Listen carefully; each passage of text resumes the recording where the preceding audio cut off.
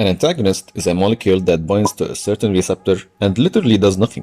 It just sits there, preventing an agonist from binding to perform its usual action, just like an irritating sibling. However, an antagonist has several ways to annoy the agonist and prevent it from binding to its receptor or do its effect. Let's explore them.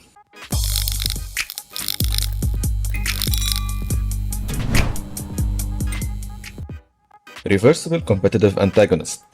It is the most common, and usually it sits in place of the agonist. Increasing the concentration of the agonist in the presence of the reversible antagonist will allow its binding to the receptor, and that's why it's called competitive.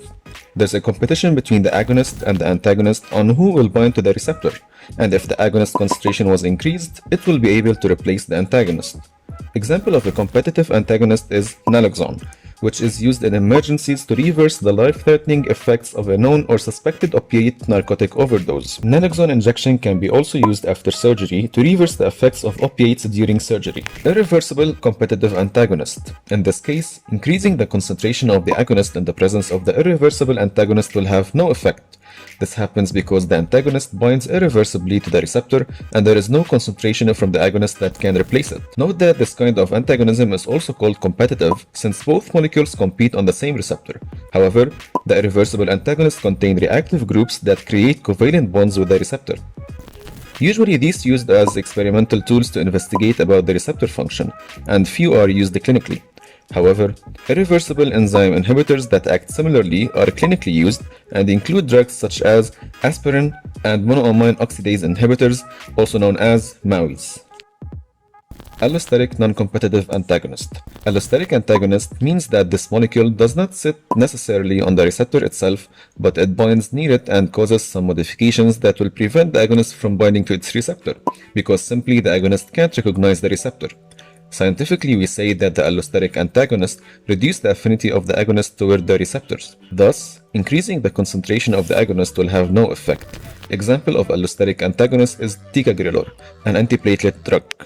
Physiologic Antagonist. The antagonist binds to a receptor that totally differs from the one that the agonist binds on. The physiologic response that results from the binding of the antagonist will antagonize the effect of the agonist. For example, histamine acts on receptors of the parietal cells of the gastric mucosa to stimulate acid secretion, while omeprazole blocks this effect by inhibiting the proton pump.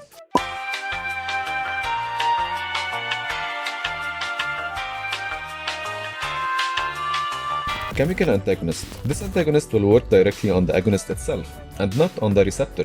The main mechanism here is the binding of this chemical antagonist to the agonist and preventing its binding to its receptors. Examples include the use of chelating agents, like dimercaprol, that bind to heavy metals and consequently reduce their toxicity. Also, infliximab, a neutralizing antibody, has an anti-inflammatory action due to its ability to sequester the inflammatory cytokine tumor necrosis factor, also known as TNF. Pharmacokinetic Antagonist is the antagonist that effectively reduces the concentration of the active drug at its sites of action. As we know, the pharmacokinetic steps are absorption, distribution, metabolism, and excretion. At every step, if a drug can alter the concentration of the active drug at its site of action, it is considered a pharmacokinetic antagonist. For example, phenytoin, an anti-seizure drug, enhances the hepatic metabolism of warfarin, an anticoagulant drug, which will result in the reduction of the anticoagulant effect. On the other hand, the rate of absorption of the active drug from the gastrointestinal tract may be reduced, or the rate of the renal excretion may be increased.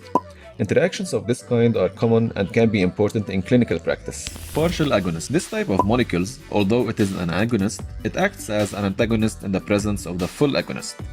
Example of a partial agonist is tolazoline, and when it is combined with full agonist phenylephrine, it acts as an antagonist. Don't forget to subscribe and share it with your colleagues if you found the video informative. Thank you for watching.